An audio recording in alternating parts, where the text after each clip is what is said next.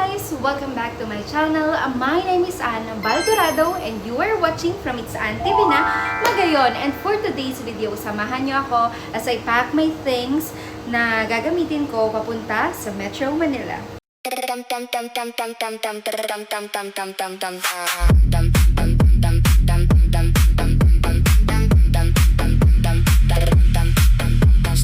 And of course, gagamitin natin ang ating maleta na nabili ko from Island Elephant. Baka naman! Bet na bet ko tong maletang to kasi number 1, it's white, so aesthetic. Number 2, tingnan nyo naman. It's so fashionable. Ang ganda. Meron pa tayong lalagyan dito ng coffee or water kung gusto mo. Tapos, ito, 360 na to. Sobrang, easy siya na mag-glide. Tapos, meron din siyang port dito para makapag-charge ka or mailagay mo dito yung power bank mo so that kapag mag-charge ka, kahit hindi mo nabuksan yung entire maleta, ilabas mo lang dito yung wire. Here. Meron ditong, port. There. USB port. Yan. Makakapag-charge ka na agad-agad. And, meron silang hook dito sa side na to. Here, merong hook dito sa side na to, as you can see, yan. So, pwede mo siyang sabitan ng mga shopping bags or extra bags or hand carry or plastic bag or whatever na gusto mong isabit na ayaw mong bitbitin. Ayan. So, pwede mo lang siyang sabitan dito. Plus, super secure. Meron din dito. Sabitan din dito sa side na to. Ayan, retractable lang siya. And then, super secure siya. As you can see, meron siyang security, dito, lock here. Ayan. So, pwede mo siyang ilalock to make sure na hindi siya mabubuksan or ma-open kapag nandun na sa kanilang, lagayan na ng maleta. So, ipapakita ko sa inyo ngayon kung gaano siyang kagaling mag-glide. Ayan. So, actually, itong maleta na ito ay nagamit na ni Mama sa, nung nag-tour sila ng mga, I'm not sure kung tour yon ng school or tour nilang magkakaibigan sa Vietnam. And sabi nga ni Mama kahapon, pagkuha ko dito sa bahay, kasi galing nga ito sa Giraman, sabi ni Mama, marami nang narating na maleta. Itong maletang ito. Kasi nagre-reklamo ako sa kaso niya. Kasi nung hiniram niya to, guys, sobrang bago pa to. And as a matter of fact, kapag ginagamit ko to, talagang nilalagyan ko siya ng cover. Kasi white siya. So, alam niyo yun, guys, hindi na masyado talaga akong maingat sa mga gamit na nabibili ko. Lalo kapag, yung alam kong mga matatagal ko siya magagamit talaga. Sobrang ingat ko talaga sa gamit. And kung kinuha ko kahapon, nakikita nyo guys, meron na siyang mga gasgas. Ayan. And meron pa siyang dent dito sa side na to. Ayan, nakita nyo yung dent. Ayan. So, hindi naman natin maiiwasan yun kasi syempre, chine-check-in natin yung luggage natin kung hindi natin i-hand carry. And talagang, merong mga airlines na talagang iniitsa lang ito na carelessly. So, ayun, lang kasi, nagasgasan. Pero, nakaka-cringe talaga siya. Pero, kailangan na lang nating tiisin dahil wala na tayong time. We only had a week to prepare. Yung first batch, kababalik lang from Manila. And kami naman ang aalis, I think, tomorrow night. So, wala tayong preparation.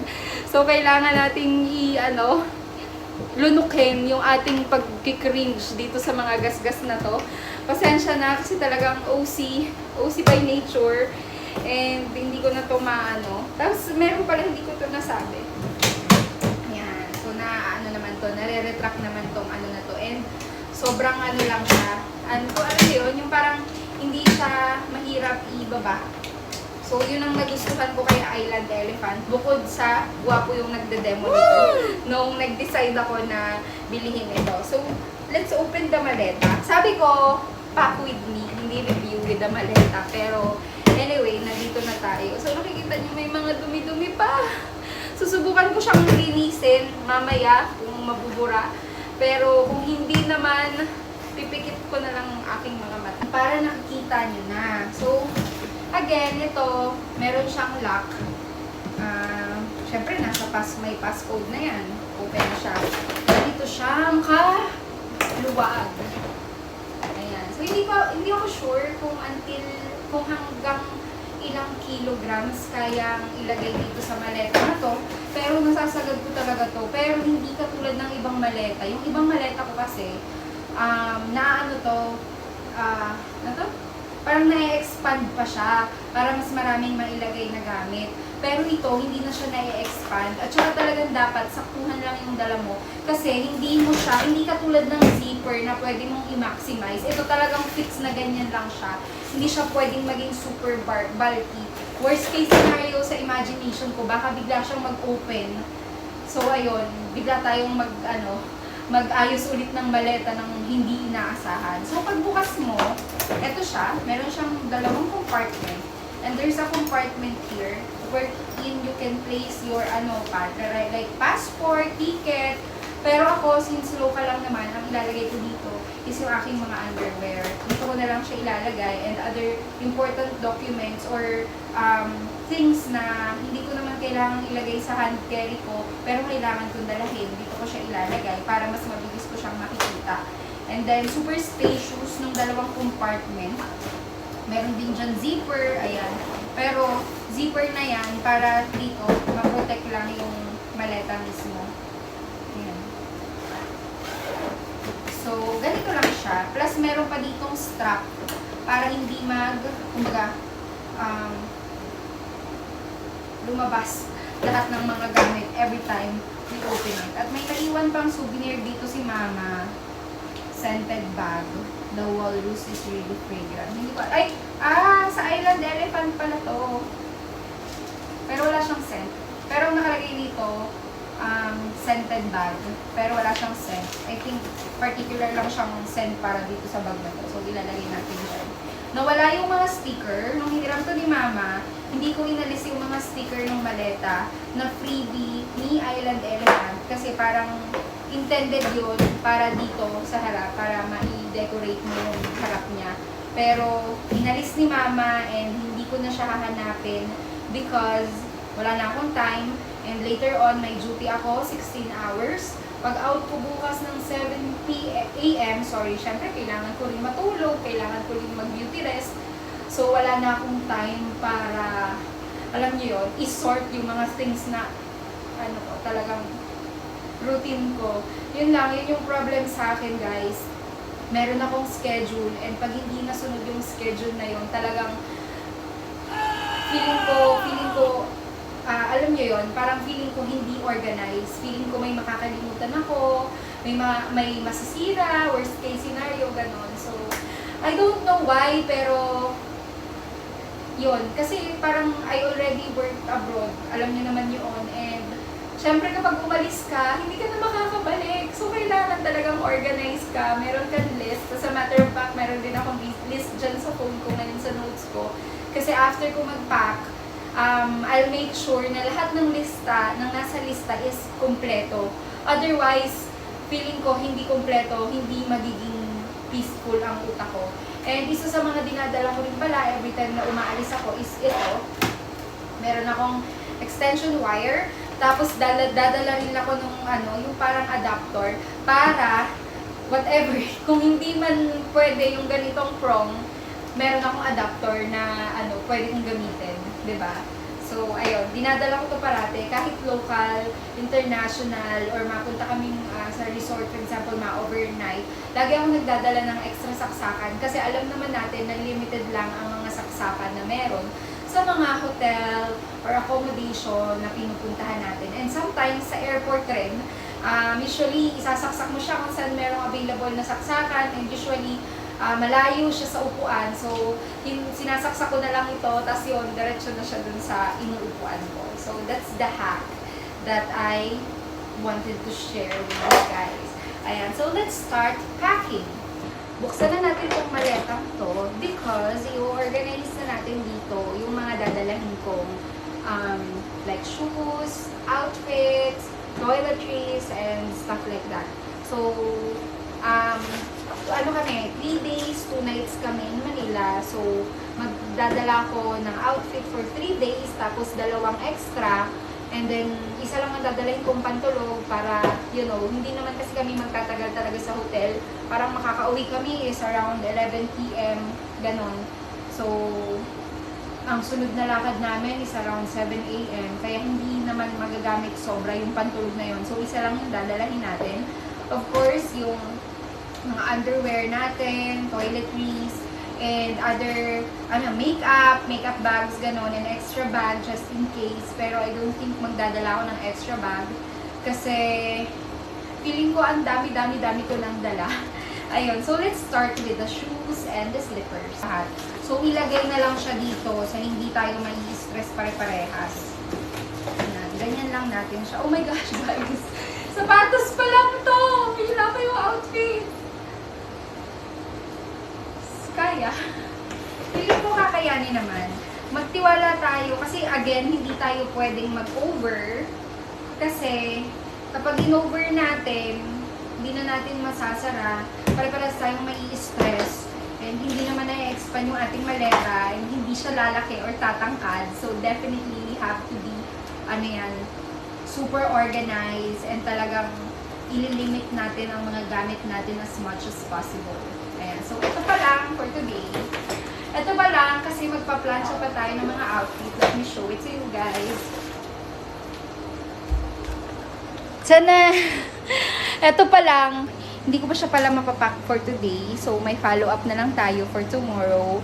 And, hopefully, makatulog tayo sa duty mamaya, makaidlip, so that pagdating natin bukas ng umaga, we still have the energy to prepare this clothes and everything. And ayun lang, magpa-plancha na muna ang inyong kita for today. Bye guys! Hi everyone! Good morning! So yesterday, I paused my video kasi I promised na paplansyahin ko na muna yung mga damit na gagamitin ko so that it would be easier for me to pack my things. And today, I am back from straight duty. It's a 16 hours duty. So, please bear with my filter cause I will be depending on it right now because my bare face is not giving right now. And wala pa tayong tulog. Pack muna tayo so that kung magkatulog man ako until afternoon, hindi ako mag-rush kung para mag-prepare ng aking mga gamit. So, nilagay ko na yung mga underwear ko and handkerchief dito sa inner flap ng compartment nitong bag. Next po is another hack na i-share ko is that all my things are packed individually sa isang plastic bag, disposable plastic bag, kasi gusto ko kapag kukuha ko ng gamit sa dito sa maleta, hindi na ako magugulo ng pagkakatiklop ng mga damit ko. It would be easier for me to just organize and sort things out from time to time. So, pinapak ko yung mga gamit ko according to my usage. So ang ihuhuli natin is of course itong susuotin natin pang uwi. Followed by the extra outfit that I prepared, which is this one. Nakikita niyo ba? Diba? Sobrang dali lang niyang ayusin. Kasi nakatiklop na siya. Plus, kung ayusin mo siya ulit-ulit, hindi magiging toxic ayusin ng paulit-ulit. Kasi, nakatiklop na siya and hindi nagugulo yung pagkakatupi niya. Next is yung aking third day. Second day.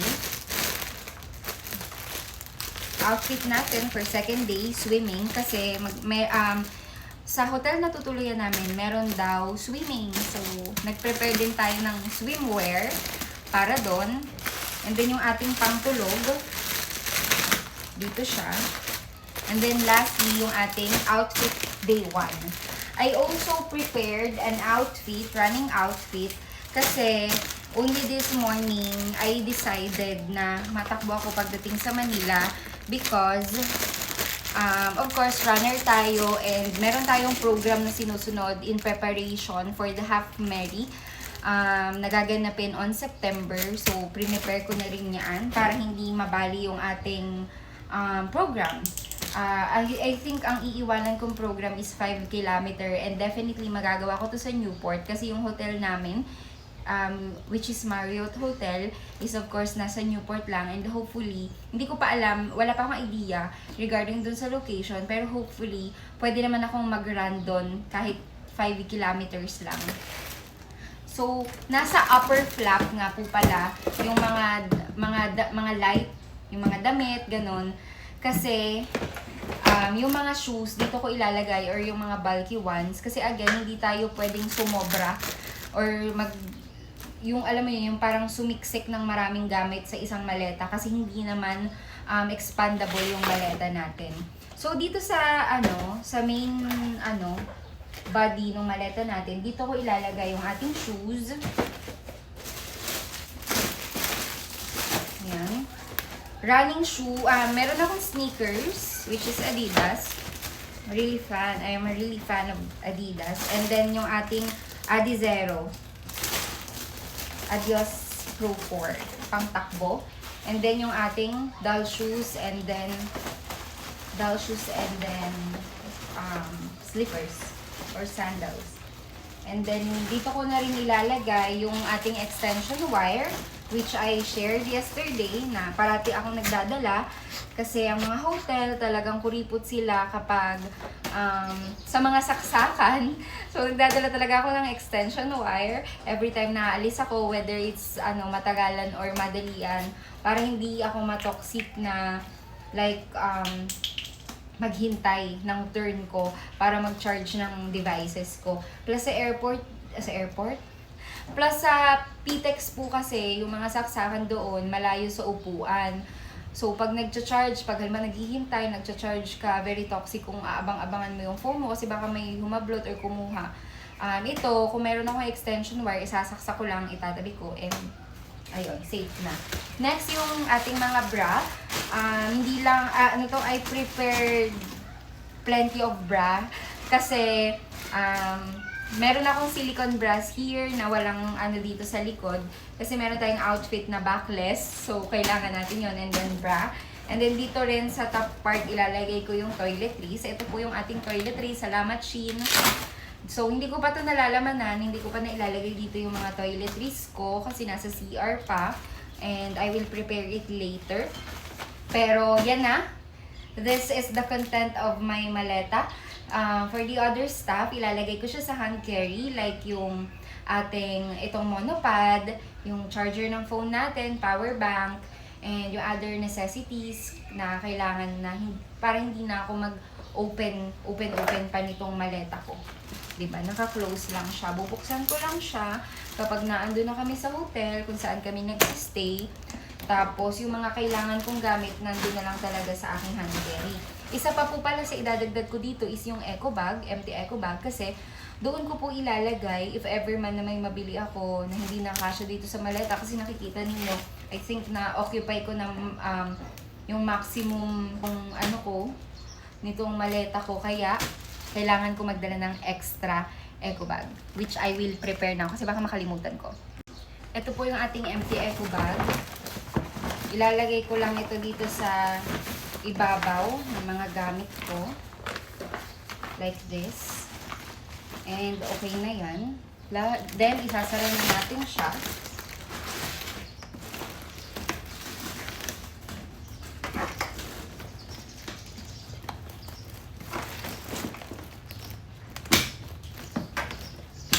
And it's good to go. Diba?